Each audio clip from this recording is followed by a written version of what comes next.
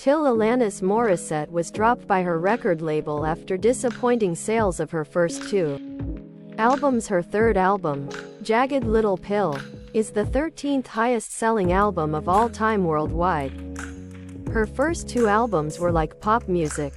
Absolutely nothing like the music on JLP. She tried something different and it worked. The entire Jagged Little Pill album was also recorded in 1 or 2 takes only. Imagine that. Also back in the day, bands were given 3 albums to make it. Yes was broke and just about to be dropped with when finishing the Yes album. Rush was nearly dropped when they said fuck it and made the album they wanted to make if that was it for them. 2112. Jagged Little Pill was the right mixture of both upbeat aggression, depression and anger that was the zeitgeist of the early 90s. It hit the same way the alternative Seattle rock scene did and dragged in a lot of listeners. I think it really caught on because it had that blend of aggression and popiness that drew in a wide range of audiences who otherwise might not have listened to either one of the other genres. Columbia drops Santana. Clive picks him up for his then Spurate label. Arista released Supernatural. Pearl Jam also left, or was dropped, and moved to RCA. Not a huge of a hit that time though. One of my favorite albums ever. TIL that unescorted women prevented men from casually assaulting them in the early 1900s with a simple clothing accessory, the hat pin. And it was so effective as a weapon that laws were passed limiting its length in many states. My grandma had a hat pin, wore it in her lapel. Said she only had to draw it once. I'm picturing late Victorian-era women walking around with entire estocs in their hair. The hat pins were sometimes 9 inches in length and pyramid in profile. Pyramid stab wounds are very difficult to stitch up and bleed a lot. Outstanding. Love to see it. Teddy Roosevelt was a big fan. https www.chicagotribune.com/2017/when-men-feared-a-hatpin- and greater than Roosevelt appreciated heartily this exhibition of strenuous life. For no man, however courageous he may be, likes to face a resolute woman with a hatpin in her hand. They left out an important part. They called them petticoat swashbucklers. Coolest name ever. Till I learned that Mexico, which abolished slavery in 1837, refused the United States' request to return escaped slaves back up north. Between 3,000 to 5,000 runaway slaves would flee to Mexico. The Texas Revolution was because they wanted to keep their slaves.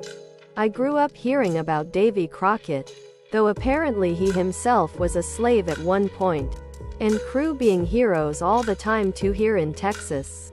It was crazy to learn a lot of these guys were big-time slavers in history shows. Contrasting with this heroic made-up mythology spread here like absolute wildfire. That a large driving force of what made these guys die heroically at the Alamo was because they were literally fighting for the right to enslave others. Many of the Alamo defenders were slavers. Apparently. We watched dozens of Alamo movies growing up and heard about it for years. They were fucking slavers. They still enslaved the indigenous population, though. https://en.wikipedia.org/wiki/yaqui. Today I learned. The Alamo that they're so dumbfuck proud about was fought to preserve slavery. So many are saying this is the reason that Texas rebelled against Mexico, and that's kind of true. But mostly not. The overarching reason for the rebellion was the repeal of the Mexican Constitution of 1824, which led to widespread rebellions across Mexico. You can see this because the Texas Revolution was 1835 to 1836. TIL. There's a toxic waste plant that displays a warning to warn people far in the future of its danger.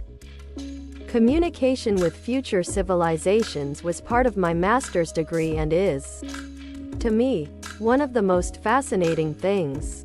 The main issue stems from the fact that we often omit the cultural, i.e. learned, aspects of our knowledge and tend to universalize culture as a unilateral, human experience.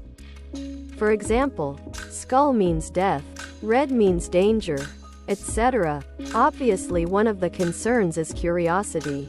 Let's say the pyramids were also a vessel of communication. We are doing everything we can to dig the hell out its mystery. Cursed tombs with traps? Give us a hammer. One of the prevalent ideas was basalt-covered fields, in the hopes of deterring curious tribes from a fruitless land of hell. Again, if I find a smooth field of basalt, I'm probably going to pilgrimage to it, rather than leave it alone.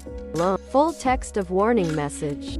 In several modern popular languages, greater than this place is a message, and part of a system of messages.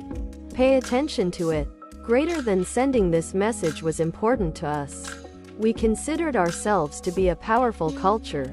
Greater than this place is not a place of honor. No highly esteemed deed is commemorated here. Nothing valued is here. Greater than what is here was dangerous and repulsive to us. Greater than this message is a warning about danger. Greater than the danger is in a particular location. It increases towards a center.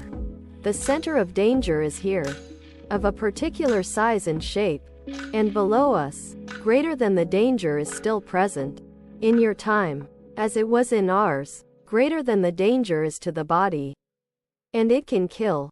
Greater than the form of the danger is an emanation of energy. Greater than the danger is unleashed only if you substantially disturb this place physically. This place is best shunned and left uninhabited.